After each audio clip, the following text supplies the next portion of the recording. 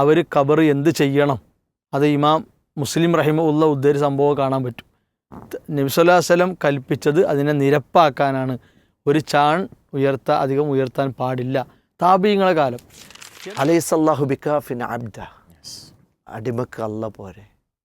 എന്ത് മനോഹരമായ ഒരു കാലഘട്ടത്തിലെ സമസ്ത കൂടാരങ്ങൾ നിരമ്പൊത്തിയ പാട്ടായിരുന്നു അത്. മനസ്സിലായില്ലേ? നമ്മൾക്കൊരു അള്ളാഹു പോരെ എന്നും പറഞ്ഞിട്ട് അന്നിങ്ങനെ ഉറഞ്ഞു തുള്ളായിരുന്നു. അപ്പോൾ അവിടെ ഖുർആൻ്റെ ഭാഷയാണത്. നമുക്ക് അള്ളാഹു പോരെ, ഹസ്ബി അള്ളാഹ്, എനിക്കെൻ്റെ അള്ള മതി. സോഷ്യൽ മീഡിയ ഹാൻഡിൽ പല സംഗതികൾ പേജും ഇൻസ്റ്റഗ്രാമിലൊക്കെ ഇതൊക്കെ തുറന്നു വെച്ചിട്ട് ഇതേപോലെ തന്നെ ആക്ഷേപങ്ങളുമായി മുസ്ലിം കുട്ടികൾ എന്ത് ചെയ്യണ്ടേ അങ്ങനെ നടക്കുന്നുണ്ട്. അപ്പോൾ അതിൽ പെട്ട ഒന്നാണ് ബഖീയിൽ അവിടുത്തെ ഖബറുകളൊക്കെ ഇന്ന് കാണുന്ന പോലെ ഒന്നും അല്ലായിരുന്നു. അവിടെയൊക്കെ കുറേ കുബ്ബകളുണ്ടായിരുന്നു, എടുപ്പുകളുണ്ടായിരുന്നു. അതൊക്കെ ഒരു പൊളിച്ചതാണ്. ഇപ്പോൾ മക്കയും മദീനയൊക്കെ ഉംറയും ഹജ്ജൊക്കെ ആയിട്ട് സന്ദർശിച്ച ആളുകൾ ഇത് കേൾക്കുന്നവരിൽ ഒക്കെ ഉണ്ടായിരിക്കും.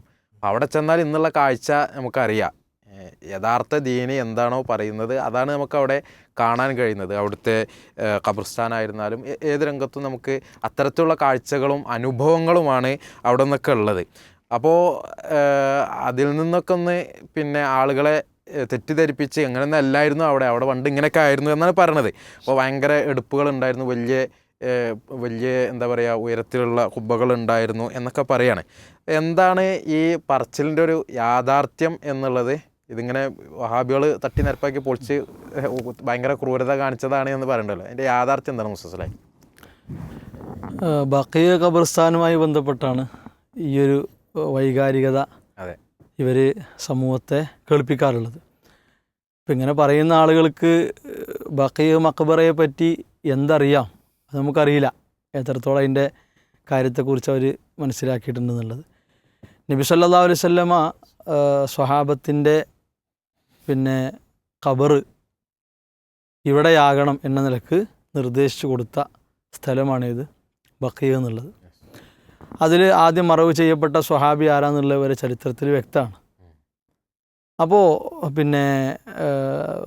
അതുകൊണ്ട് തന്നെ ഇപ്പോൾ ഈ ഖബറുമായി ബന്ധപ്പെട്ട അനാചാരങ്ങൾ അന്ധവിശ്വാസങ്ങളൊക്കെ തഴച്ചു വളരുന്ന ഏത് കാലഘട്ടത്തിലും നമുക്ക് ചൂണ്ടിക്കാണിക്കാവുന്ന ഒന്നാണെന്ത്, സ്വഹാബത്തിൽ മറവ് ചെയ്യപ്പെട്ടത് കണ്ടോ, അവിടെ ഇത്തരത്തിലുള്ള വല്ലതും ഉണ്ടോ.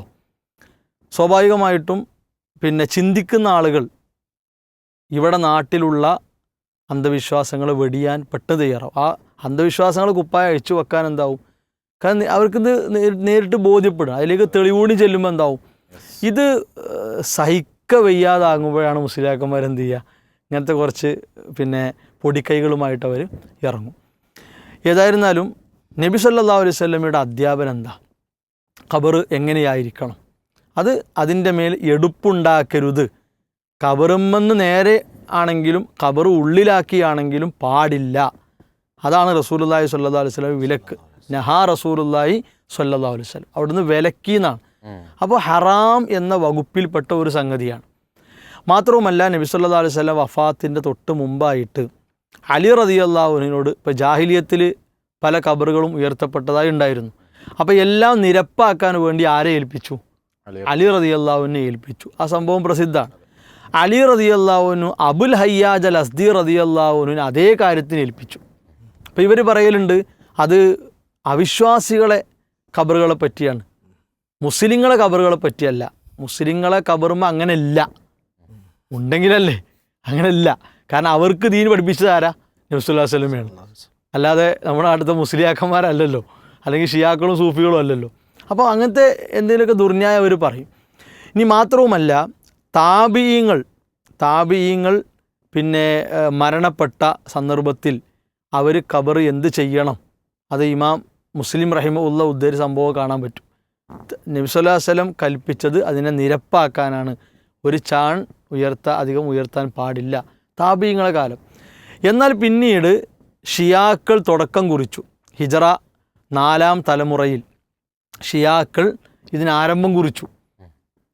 പിന്നീട് സൂഫികൾ അത് വലിയ രൂപത്തിൽ വികസിപ്പിച്ചു. പല ജാറങ്ങളും മറ്റൊക്കെ അവരുണ്ടാക്കി, അവർക്ക് വേണ്ടതൊക്കെ അവരുണ്ടാക്കി. അങ്ങനെ ഒരു അവസ്ഥയിൽ ഉസ്മാനി കാലഘട്ടത്തിൽ, അബ്ബാസി കാലഘട്ടത്തിലൊക്കെ ഇങ്ങനെ തുടങ്ങി, ഉസ്മാനി കാലഘട്ടത്തിൽ എന്തായി, ഈ ഷിയ സൂഫി വിശ്വാസപ്രകാരം ബഖീയിലൊക്കെയുള്ള അവർക്ക് പറ്റുന്ന കുറേ കബറുകൾ അവർ കുബ്ബകളാക്കി കെട്ടിവെച്ചു. അങ്ങനത്തെ ഒരു കാലഘട്ട ചരിത്രത്തിൽ കഴിഞ്ഞു പോയിട്ടുണ്ട്. കാരണം ഷിയാക്കൾക്ക് അവരെ ആശയം കൊണ്ട് നടക്കാനുള്ള സ്വാധീനം ഉണ്ടായിരുന്നു സൂഫികൾക്ക്. അതിൻ്റെ അടിസ്ഥാനത്തിൽ അവരെന്തായിട്ടുണ്ട്, ആ നിലക്കുള്ള കാര്യങ്ങൾ ചെയ്തു. പിന്നീട് അഹ്ലുസുന്നയുടെ ധാരയിൽ, അഹ്ലുസുന്നയുടെ വഴിയിലേക്കുള്ള ഒരു തിരിച്ചുവരവുണ്ടല്ലോ, ആ തിരിച്ചുവരവ് യാഥാർത്ഥ്യമായപ്പോൾ പ്രാമാണികമായ നിലപാടുകൾ നടപ്പിലാക്കി. അതിനെന്താ പ്രശ്നം? കാരണം നബി സല്ലല്ലാഹു അലൈഹി വസല്ലമ അതിന് കൽപ്പന കൊടുത്തിട്ടുണ്ട്. റസൂലുള്ളാഹി സ്വല്ലല്ലാഹു അലൈഹി വസല്ലം അധ്യാപനപതാണ്. അപ്പോൾ ആ അധ്യാപന പ്രകാരം എന്ത് ചെയ്തു? അന്നത്തെ പണ്ഡിതന്മാരത് കൃത്യമായി നടപ്പിലാക്കി. അങ്ങനത്തെ കുബ്ബകളൊക്കെ അവിടുന്ന് മാറ്റി, പൊളിച്ചൊഴിവാക്കി. കുബ്ബകളൊക്കെ പൊളിച്ച് ഒഴിവാക്കി. അത് ചരിത്ര വസ്തുതയാണ്. എന്നിട്ട് അതിനെന്ത് ചെയ്യും? പ്രമാണത്തിൻ്റെ അടിസ്ഥാനത്തിൽ നടപ്പിലാക്കിയ കാര്യങ്ങളെ ഭയങ്കര തീവ്രതയായി, ഭീകരതയായി, വർഗീയതയായിട്ട് ഇവർ ചിത്രീകരിക്കും. അങ്ങനെ ചിത്രീകരിക്കുന്ന ഇവർ, അല്ലെങ്കിൽ ഇവരെ കേൾക്കുന്ന ആളുകൾ പേടിക്കേണ്ടത് എന്താ അറിയോ? നബി സല്ലല്ലാഹു അലൈഹി വസല്ലമ, അലി റളിയല്ലാഹു അൻഹു, അബുൽ അയ്യാദ് അൽ അസ്ദി റളിയല്ലാഹു അൻഹു, താബിഈങ്ങൾ, ഇവരൊക്കെ എന്ത് ചെയ്യേണ്ടി വരും? ആ പട്ടികയിൽ പ്രതിയേർക്കപ്പെടേണ്ടി വരും. തീവ്രതയുടെ ആളുകളായിട്ട് അവരൊക്കെ. ഇനി മാത്രവുമല്ല, ഇപ്പോൾ ഷാഫി മദ്ഹബാണുള്ളവരെ അഭിപ്രായപ്പെടുക, അവകാശപ്പെടുക. ഇമാം ഷാഫി റഹിമഹുല്ല അൽ ഉമ്മി എന്ന അദ്ദേഹത്തിൻ്റെ പ്രസിദ്ധമായ ഗ്രന്ഥത്തിൽ അദ്ദേഹത്തിൻ്റെ കാലഘട്ടത്തിൽ മക്കയിലുണ്ടായിരുന്ന ഈ കുബ്ബകളൊക്കെ തകർക്കുന്നത് കണ്ടു. അന്നത്തെ ഫുഖഹാക്കൾ ഉമറാക്കളെ ആക്ഷേപിച്ചിരുന്നില്ല, അവർ അതിൻ്റെ പേരിൽ അവരെ പഴി പറഞ്ഞിരുന്നില്ല. ഇമാം ഷാഫി റഹിമഹുല്ലയെ പറയണത്. അപ്പോൾ ഇവർ പറയട്ടെ ഇമാം ഷാഫി തീവ്രവാദി എന്നുള്ളത്, ഭീകരവാദി എന്നുള്ളത്. ഇമാം ഷാഫി പ്രാമാണികമായി നടപ്പിലാക്കുന്ന നിലപാട് കണ്ടതെന്ത് ചെയ്തു? അദ്ദേഹത്തിൻ്റെ കിതാബിൽ എടുത്തു കൊടുത്തു.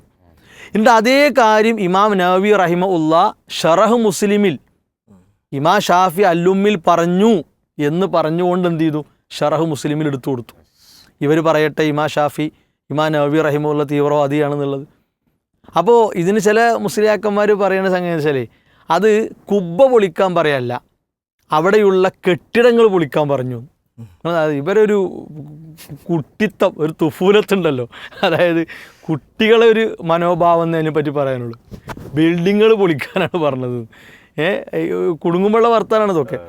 ഇനി ഇബ്നു ഹജർ ഹൈത്തമി, ഇവർക്ക് വേണ്ടപ്പെട്ട, അപ്പോൾ ഇബ്നു ഹജർ ഹൈത്തമിയുടെ ഈ സവാജിർ എന്ന് പറഞ്ഞ കിതാബിൽ ഇത് വൻപാപത്തിൻ്റെ കൂട്ടത്തിലാണ് പെടുത്തിയിട്ടുള്ളത്. മാത്രവുമല്ല ഇതിൽ അദ്ദേഹം പ്രത്യേകം പറഞ്ഞത് വതജിബുൽ മുബാദിറ എന്ന് പറഞ്ഞിട്ട് വളരെ വളരെ ധൃതി കാണിക്കേണ്ട കാര്യമാണ്. വതജിബുൽ മുബാദിറത്തു ലിഹദ്മിഹാ വഹദ്മിൽ കിബാബില്ലത്തി അലൽ ഖുബൂർ ഇദ് ഹിയ അളറു മിൻ മസ്തിരിൽ ലിറാർ. മുനാഫിക്കുകൾ ഉണ്ടായ ലിറാറ് പള്ളിയേക്കാളും മോശമാണ്, അതുകൊണ്ട് പെട്ടെന്ന് പൊളിച്ചു നീക്കണം എന്ന് ആരാ പറയണത്? ഇബ്നു ഹജർ ഹൈത്തമിയാണ് പറയണത്. ഇവരും സീല് വെക്കുമോ തീവ്രവാദി അറിഞ്ഞുകൊണ്ട്? ഇതേ ഇബ്നു ഹജർ ഹൈത്തമി അദ്ദേഹത്തിൻ്റെ വേറെ പിന്നെ മിൻഹാജിൻ്റെ ഷറഹിൽ ആണെന്ന് ഓർക്കുന്നു പറഞ്ഞ കാര്യം എന്താ വെച്ചാൽ പിന്നെ പൊളിച്ചു നീക്കണം. ഇമാം ഷാഫിയുടെ കബറിന്മേലുള്ള കുബ്ബ ദീനാറുകൾ ചെലവഴിച്ചാലും വേണ്ടിയില്ല, പൊളിച്ചു നീക്കണം എന്നാണ്. ദീനാറുകൾ ചെലവഴിച്ചാലും വേണ്ടിയില്ല, പൊളിച്ചു നീക്കണം. ആര്? ഇമാം ഷാഫി റഹിമഹുല്ലയുടെ ഖബറിൻ്റെ മേൽ ഉണ്ടാക്കപ്പെട്ട കുബ്ബയെപ്പറ്റി, ഈ സൂഫികളൊക്കെ ഉണ്ടാക്കിയ കാര്യത്തെപ്പറ്റി ഇബ്നു ഹജർ പറയാണ്. ഇനി അതുമല്ല, ഇമാം റാസി റഹിമഹുല്ല, ഇമാം റാസി അദ്ദേഹത്തിൻ്റെ തഫ്സീർ ഈ ജാറ മഖബറ സമ്പ്രദായത്തിലൂടെ സംഭവിക്കാൻ പോകുന്ന കാര്യത്തെക്കുറിച്ച് പച്ചക്ക് പറഞ്ഞിട്ടുണ്ട്. അവിടെ തഅലീം നടക്കും, അങ്ങനെ കാര്യങ്ങൾ നടക്കും. എത്ര തഫ്സീറുകളിൽ പണ്ഡിതന്മാർ പറഞ്ഞിട്ടുണ്ട്. അപ്പോൾ ഇത് ആളുകളെ കണ്ണിൽ പൊടിയിടാൻ, ആളുകളെങ്ങനെ മയക്കിക്കടത്താൻ വേണ്ടി വൈകാരികമായി എന്തെങ്കിലും പറഞ്ഞിട്ട് കാര്യമില്ല. ഒരിക്കലും പ്രമാണങ്ങൾക്കപ്പുറമായി ഒരു സംഗതിയും ഉണ്ടായിട്ടില്ല. പ്രമാണങ്ങൾ എന്താണോ അത് കൃത്യമായി നടപ്പിലാക്കും. അതിന് എവിടെയാണോ അവസരം കിട്ടുക അവിടെ പണ്ഡിതന്മാർ അത് നടപ്പിലാക്കും. കാരണം ഇത് ഷിർക്കിൻ്റെ വിളയാട്ട കേന്ദ്രങ്ങളാണ്. പല വർണ്ണങ്ങളിൽ ഷിർക്ക് നൃത്തമാടുന്ന സ്ഥലങ്ങളാണേത്? ജാറങ്ങൾ, മഖബറകൾ. അപ്പോൾ എന്ത് വില കൊടുത്തും അതിനെ തടയുക, പ്രതിരോധിക്കുക എന്നത് പ്രമാണബോധമുള്ള അഹ്ലുസുന്നയുടെ ധാരയെപ്പറ്റി, നിലപാടുകളെപ്പറ്റി ബോധമുള്ള ആരും ശ്രദ്ധിക്കുന്ന ഒരു സംഗതിയാണ്. അല്ലാതെ ഇത് ഇങ്ങനെ എന്തോ ഒരു തീവ്ര ഭീകര കാര്യങ്ങൾ ചെയ്യുക എന്നതല്ല. ഇത് പ്രമാണങ്ങളിൽ പച്ചയായി പഠിപ്പിക്കപ്പെട്ട യാഥാർത്ഥ്യമാണ്. അത് അതിനുള്ള സൗകര്യപ്പെട്ട അല്ലെങ്കിൽ അവസരമുള്ള സന്ദർഭങ്ങളിൽ എന്തു ചെയ്യും? ആ പ്രമാണങ്ങളിലുള്ള നിലപാടുകളെ, നയങ്ങളെ ഒരു വലിയ വിപത്തിനെ തടുക്കാൻ, ആശയപരമായി വിശ്വാസപരമായി സമൂഹത്തെ ബാധിക്കുന്ന ഒരു വലിയ വിപത്തിനെ തടുക്കാൻ പണ്ഡിതന്മാർ ആ കാര്യങ്ങൾ പിന്നെ മനസ്സിലാക്കി അല്ലെങ്കിൽ ആ നിലപാട് പ്രകടിപ്പിച്ചു വരും. അതാണ്. അല്ലാതെ ഇതിൽ വേറെ ഇവർ വൈകാരികമായി ഇളക്കി വിടുന്ന കുറേ കുബ്ബകളുണ്ടായിരുന്നു, അത് ഇസ്ലാമിൻ്റെ പൈതൃകമാണ്, അടയാളമാണ്, ആ നിലക്കുള്ള ഒരു സംഗതിയും അതുമായി ബന്ധപ്പെട്ട് നമുക്ക് കാണാൻ കഴിയില്ല. യെസ്, യഥാർത്ഥത്തിൽ ഈ ആളുകളൊക്കെ ജീവിച്ചു പോണത് ഈ ജാറ വ്യവസായം കൊണ്ടാണ്. അപ്പോൾ അതുകൊണ്ട് തന്നെ ഇപ്പോൾ നമ്മുടെ നാട്ടിലും ഇവരെ വരുമാനമായിട്ടുള്ള അതിൻ്റെ ഏറ്റവും പ്രധാനപ്പെട്ട സോഴ്സായിട്ടുള്ള ഈ ജാറങ്ങൾ അതൊരു ഭീഷണിയാകുമോ എന്നുള്ളത് ഇവർക്ക് എന്തുണ്ടാകും, ഒരു പേടി ഉണ്ടാവൽ സ്വാഭാവികമാണല്ലോ. അപ്പോൾ ഈ പറഞ്ഞ വൈകാരികത ഇളക്കി വിട്ട് ആ പേടിയെ എങ്ങനെ തരണം ചെയ്യാം എന്നുള്ളതായിരിക്കാം ഇവർ ശ്രമിച്ചുകൊണ്ടിരിക്കുന്നത്. ഇപ്പോൾ ഈ മുസ്ലിമത്തിനെതിരെ ഈ ജാറങ്ങൾ ഇതൊക്കെ ഇവരിങ്ങനെ പ്ലേസ് ചെയ്യുന്നത് ആളുകളോട് വരിക, ഓരോ ആഗ്രഹങ്ങൾ സഫലീകരിക്കപ്പെടുക, ഓരോ ബേജാറുകളൊക്കെ അവിടെ പരിഹരിക്കപ്പെടുക എന്നുള്ളതാണല്ലോ ഇപ്പോൾ ഇതിൻ്റെ പിന്നെയുള്ള സംഗതി. അതിനാണല്ലോ ഇപ്പോൾ ഈ ജാറമാക്കലും അത് നിലനിർത്തലും ഇത് പൊളിക്കണതിനെ കുറിച്ച് ഇവർ പിന്നെ പ്രയാസം പറയലൊക്കെ അതിൻ്റെ പേരിലാണല്ലോ നടക്കുന്നത്. അപ്പോൾ ഇങ്ങനെ ഈ ജാറത്തിൽ പോകുന്നത് കൊണ്ട് ആ ജാറത്തിലുള്ള മഹാനാകട്ടെ ആരോ ആകട്ടെ എല്ലാതും ഇപ്പോൾ പിന്നെ ദീനിയായ ആളുകളൊന്നല്ല ഇപ്പോൾ ഇവർ ജാറമായിട്ട് കെട്ടിപ്പൊക്കിയിട്ടുള്ളത്. ആ ഊരും പേര് അറിയാത്ത ആളുകൾ പോലും ഇവർക്ക് ഔലിയാക്കളും അതുപോലെ അതിൻ്റെ പേരിൽ ജാറുണ്ടാക്കലും ഒക്കെ ഇവിടെ നടന്നിട്ടുണ്ട്. അപ്പോൾ എന്തോ ആകട്ടെ, അങ്ങനെ ഒരു സ്ഥലത്ത് പോയി ഈ ജാറത്തിൻ്റെ മുമ്പിൽ പോയി അവിടെ പട്ടു വിരിച്ചത് കൊണ്ടും അവിടെ നേർച്ച നേർന്നതുകൊണ്ടും അവിടെ സുജൂദ് ചെയ്തുകൊണ്ടും അവിടെ പ്രാർത്ഥിച്ചത് കൊണ്ടുമൊക്കെ നമുക്ക് ആഗ്രഹങ്ങൾ സഫലീകരിച്ച് കിട്ടുമോ? ഈ വിഷയത്തിൽ ഖുർആൻ പറഞ്ഞത് അള്ളാഹുവിൽ പങ്കാളികളായി സ്വീകരിച്ച് ജീവിതരക്ഷയ്ക്ക് വേണ്ടി അത്തരം ആളുകളെ പിന്നാലെ പോകുന്നവർ ഫകഅന്നമ ഖറ മിനസ്സമാന്ന്, ആകാശത്തിൽ നിന്ന് വീണവനെ പോലെയാണ്. ആ വീണ മനുഷ്യനെ ഫതഖ്തഫുഹു ത്വയ്ർ, കിളികൾ റാഞ്ചും, ഔ തഹ്വി ബിഹി റീഹ് മക്കാനിൻ സഹീഖ്, വിദൂരപ്പെട്ട സ്ഥലത്തേക്ക് കാറ്റ് അവരെയും കൊണ്ടുപോകും, അല്ലെങ്കിൽ കിളികൾ റാഞ്ചും. എന്ത് ചിന്തനീയമായിട്ടാണ് അള്ളാഹു ആ ഉപമ പറഞ്ഞതെന്നറിയാം. അതായത് ജ്യോത്സ്യന്മാർ റാഞ്ചും, നമ്മളെ നാട്ടിലത്തെ ആ ഒരു ഭാഷയിൽ നിരീക്ഷിച്ചാൽ പണിക്കന്മാർ റാഞ്ചും, ഈ കൈനോട്ടക്കാർ റാഞ്ചും, ജാറ കമ്മിറ്റിക്കാർ, ദർഗക്കാർ, മറ്റു സൃഷ്ടിപൂജക്കാർ, മനുഷ്യനെ ഏതെല്ലാം വിധത്തിൽ പറഞ്ഞ് പറ്റിച്ച് അവൻ്റെ പോക്കറ്റിലെ പൈസ കൊള്ളയടിക്കാൻ പറ്റുമോ അവരൊക്കെ ഇവനെ റാഞ്ചും. കാരണം എന്താ, ഇവന് വിശ്വാസരംഗത്ത് അത്താണി ആരാണ്, തനിക്ക് തുണയാരാണ് എന്നതിൽ കൃത്യമായ നിലപാടില്ല. പരക്കം പയ്യാണ്. ഡോസ് കൂടിയതിക്ക് ആദ്യം കുറഞ്ഞിടത്തേക്ക് ഇങ്ങനെ പോയി, പിന്നെ ഡോസ് കൂടിയിടത്ത് കൂടെ ഓടി, ഇനി അജ്മീറിലും നാഗൂറിൽ വരെ എത്തിച്ചേർന്നാലും നിരാശപ്പെട്ട് ഇങ്ങനെ പോരുക എന്നല്ലാതെ ഒന്നും നേടാൻ കഴിയാതെ നരകത്തിൻ്റെ വിദൂരതയിലേക്ക് എറിയപ്പെടുന്ന തരത്തിൽ വിശ്വാസരംഗത്ത് ശരിയറിയാതെ ഉഴറാണ്. അതിൻ്റെ ആവശ്യമില്ല. അലൈസല്ലാഹു ബികാഫിൻ അബ്ദ, അടിമക്ക് അല്ല പോരെ. എന്ത് മനോഹരമായ ഒരു കാലഘട്ടത്തിലെ സമസ്ത കൂടാരങ്ങൾ നിരംപൊത്തിയ പാട്ടായിരുന്നത്. മനസ്സിലായില്ലേ? നമ്മൾക്കൊരു അള്ളാഹു പോരെ എന്നും പറഞ്ഞിട്ട് അന്നിങ്ങനെ ഉറഞ്ഞു തുള്ളായിരുന്നു. അപ്പോൾ അവിടെ ഖുർആൻ്റെ ഭാഷയാണത്. നമുക്ക് അള്ളാഹു പോരെ, ഹസ്ബി അള്ളാഹ്, എനിക്കെൻ്റെ അള്ളാഹ് മതി, നിഅമൽ വക്കീൽ, എനിക്ക് ഭരമേൽപ്പിക്കാൻ എത്ര മതിയൊത്തവനാണ് എൻ്റെ അള്ളാഹു. അപ്പം അതുകൊണ്ട് ഈ മഹാപ്രപഞ്ചത്തെ പടച്ചു പോറ്റി മനുഷ്യനെന്ന നിസ്സാരമായ ജീവിയെ സൃഷ്ടിച്ച റബ്ബിലേക്ക് മനുഷ്യൻ മടങ്ങി അവൻ്റെ സങ്കടങ്ങൾ അവൻ്റെ മുമ്പിൽ ചെന്ന് പറഞ്ഞ് അവനോട് കൈനീട്ടി അവനോട് യാചിച്ച് അവനോട് പ്രാർത്ഥിക്കാനുള്ള കൽപ്പനകളാണ് ഖുർആനിലെ ആരംഭം മുതൽ അതിൻ്റെ അവസാനം വരെ. അതിൻ്റെ ചരിത്ര പാഠങ്ങളാണ് ഖുർആനിലുള്ളത്.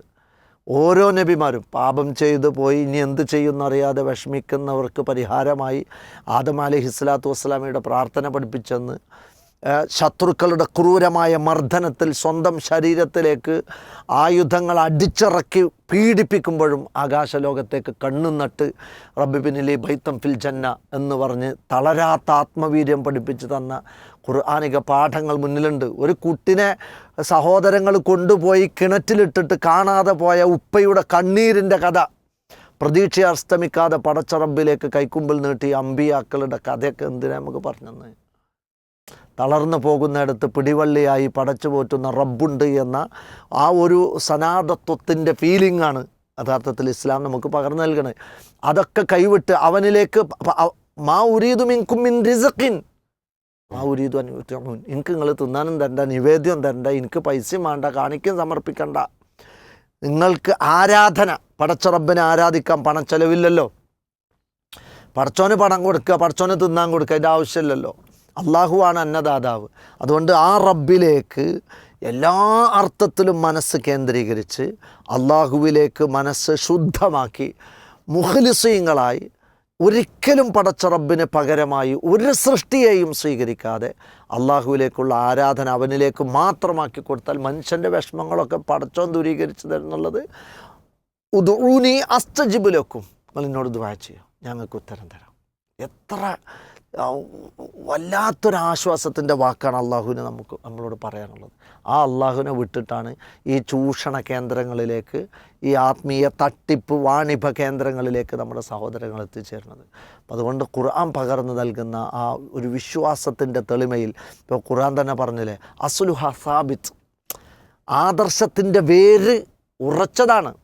വഫറഉഹ ഫിസ്സമാ, അതിനാലുണ്ടാകുന്ന ഫലങ്ങൾ വടവൃക്ഷം പോലെ അന്തരീക്ഷത്തിൽ പടർന്ന് പന്തലിച്ച് കിടക്കുകയാണ്. തുഅ്തി ഉക്ലഹ കുല്ല ഹീനും ബിഇദ്നി റബ്ബിഹ, അതിൽ നിന്ന് ഫലങ്ങൾ കായ്ക്കുന്ന ഒരു വടവൃക്ഷം പോലെ ഒരു സത്യവിശ്വാസി മാറുന്ന പ്രതിഭാസമാണ് യഥാർത്ഥത്തിൽ വിശ്വാസത്തിൻ്റെ രുചി ആസ്വദിക്കുന്നതിലൂടെ ഒരു മുഅ്മിൻ നേടിയെടുക്കുന്നത്. പക്ഷേ ആ ഒരു ഫലങ്ങൾ കൊയ്യാൻ കഴിയാത്ത വിധം ചൂഷകന്മാരുടെ ഇരകളാകാനും അവിടേക്ക് ക്യാനും പിടിച്ചു പോകാനും അവർ ജപിച്ചു കൊടുക്കുന്ന മന്ത്രച്ചരടുകൾ കെട്ടാനും അവർ പറയുന്ന വിശ്വാസ മാലിന്യങ്ങളെ ജീവിതത്തിൽ പേറാനാണ് ഒരുപാട് ആളുകൾക്ക് വിധി. അതുകൊണ്ട് ഇത്തരം തട്ടിപ്പും ചൂഷണങ്ങളും തിരിച്ചറിഞ്ഞ് വിശ്വാസരംഗത്ത് തെളിമയാർന്ന ഒരു ആദർശത്തെ നെഞ്ചേറ്റുക എന്നതാണ് യഥാർത്ഥത്തിൽ ഇസ്ലാമിന് പറയാനുള്ളത്. അല്ലാഹു അതെ. തൗഹീദാണ് എല്ലാത്തിനെയും അടിസ്ഥാനം. നമ്മൾ ആവർത്തിച്ച് ഇന്ന് 3 വിഷയങ്ങളിലൂടെ കടന്നു പോയപ്പോഴും ആവർത്തിച്ച് നമുക്ക് പറയാനുള്ളതാണ്, തൗഹീദാണ് എല്ലാ നന്മകളുടെയും അടിസ്ഥാനം എന്ന് പറയുന്നത്. തൗഹീദ് എപ്പോൾ നമുക്ക് കൈമോശം വരുന്നു, ശിർക്കിൻ്റെ എന്തെങ്കിലും ഒരു അംശങ്ങൾ നമ്മുടെ ജീവിതത്തിലേക്ക് കടന്നു വരുന്നു, നമ്മുടെ സകല അമലുകളും അതോടുകൂടി നമുക്ക് നഷ്ടപ്പെട്ടു പോകും. ചെയ്തു വെച്ച നന്മകളൊക്കെയും നമുക്ക് നഷ്ടപ്പെട്ടു പോകും. റസൂലുള്ളാഹി സ്വല്ലല്ലാഹു അലൈഹി വസല്ലമയോട് പോലും അള്ളാഹു സുബ്ഹാനഹു വതആല മുൻകഴിഞ്ഞു പോയ പ്രവാചകന്മാരോടും അതുപോലെ തന്നെയാണ് റബ്ബ് സുബ്ഹാനഹു വതആല പറഞ്ഞിട്ടുള്ളത്. ഇന്ന അശ്റക്ത ലയഹ്ബതന്ന അമലുക്, ശിർക്ക് വരുന്നതോടുകൂടി സകല അമലുകളും പൊളിഞ്ഞു പോകുമെന്നാണ്. നന്മകളൊക്കെയും തൗഹീദിലൂടെയാണ് നമുക്ക് കെട്ടിപ്പടുക്കാൻ സാധിക്കുക എന്നുള്ളത് കൊണ്ട് തന്നെ ആ തൗഹീദ് അത് സുശക്തമാണ്, അതിൽ ഒരു നിലക്കുമുള്ള പുഴുക്കുത്തുകളുമില്ല എന്നുള്ളത് നമ്മൾ ഉറപ്പുവരുത്തണം. അത്തരം കാര്യങ്ങളുമായി കടന്നു വരുന്ന ആളുകളെ, അങ്ങനെയുള്ള വിഭാഗങ്ങളെ, അത്തരം ആശയങ്ങളെ നമ്മൾ കൃത്യമായി കരുതിയിരിക്കുകയും അതിൽ നിന്നൊക്കെയും നമ്മുടെ സ്വന്തത്തെ, നമ്മുടെ വിശ്വാസത്തെ, നമ്മുടെ ദീനിനെ, നമ്മുടെ കുടുംബങ്ങളെ ഒക്കെ സംരക്ഷിച്ചു നിർത്താനുള്ള പരിശ്രമങ്ങളിൽ നമ്മൾ മുഴുകുകയും ചെയ്യുക. എല്ലാത്തിനും അടിസ്ഥാനം പഠിക്കുക എന്നുള്ളതാണ്. നമ്മൾ ഉസ്താദ് അങ്ങനെ പറഞ്ഞു, ഇന്ന ആൾ ഇങ്ങനെ പറഞ്ഞു, ഇന്ന ആളുകൾ ഇന്ന ഗ്രൂപ്പ് ഇങ്ങനെ പറയുന്നു എന്നതിനപ്പുറം നമ്മൾ കാര്യങ്ങൾ പഠിക്കുക, മനസ്സിലാക്കുക, അതിനുള്ള പരിശ്രമങ്ങൾ ഉണ്ടാവുക എന്നുള്ളത് തന്നെയാണ്, ആ ഇൽമ് നേടുക എന്നുള്ളത് തന്നെയാണ് ഈ നന്മകളൊക്കെ സ്വായത്തമാക്കാനുള്ള ഏറ്റവും തന്ത്രപ്രധാനമായ വിഷയം. അത് നമ്മൾ ആരുടെയും മുമ്പിൽ അടിയറവ് വെക്കരുത്. നമ്മുടെ ദീൻ നമ്മൾ ആരുടെയും മുമ്പിൽ അടിയറവ് വെക്കരുത്. അള്ളാഹു സുബ്ഹാനഹു വതആല തൗഫീഖ് നൽകി അനുഗ്രഹിക്കുമാറാകട്ടെ. കൂടുതൽ കാര്യങ്ങൾ പഠിക്കാൻ, മനസ്സിലാക്കാൻ, ജീവിതത്തിൽ പകർത്ത് കൊണ്ടുവരാൻ റബ്ബ് സുബ്ഹാനഹു വതആല നമ്മെ എല്ലാവരെയും സഹായിക്കുമാറാകട്ടെ. പ്രൂഫ് പോയിൻറ്റിൻ്റെ ഇന്നത്തെ ഒരു എപ്പിസോഡ് ഇവിടെ അവസാനിക്കുകയാണ്. ഇൻഷാ അല്ലാഹ് അടുത്ത ആഴ്ച വീണ്ടും പുതിയ വിഷയങ്ങളുമായി നമുക്ക് കണ്ടുമുട്ടാം. വആഖിറു ദഅവാനാ അൽഹംദുലില്ലാഹി റബ്ബിൽ ആലമീൻ. അസ്സലാമു അലൈക്കും വറഹ്മത്തുള്ളാഹി വബറകാതുഹു. സുബ്ഹാനകല്ലാഹുമ്മ വബിഹംദിക അഷ്ഹദു അൻ ലാ ഇലാഹ ഇല്ലാ അൻത അസ്തഗ്ഫിറുക വഅതൂബു ഇലൈക്.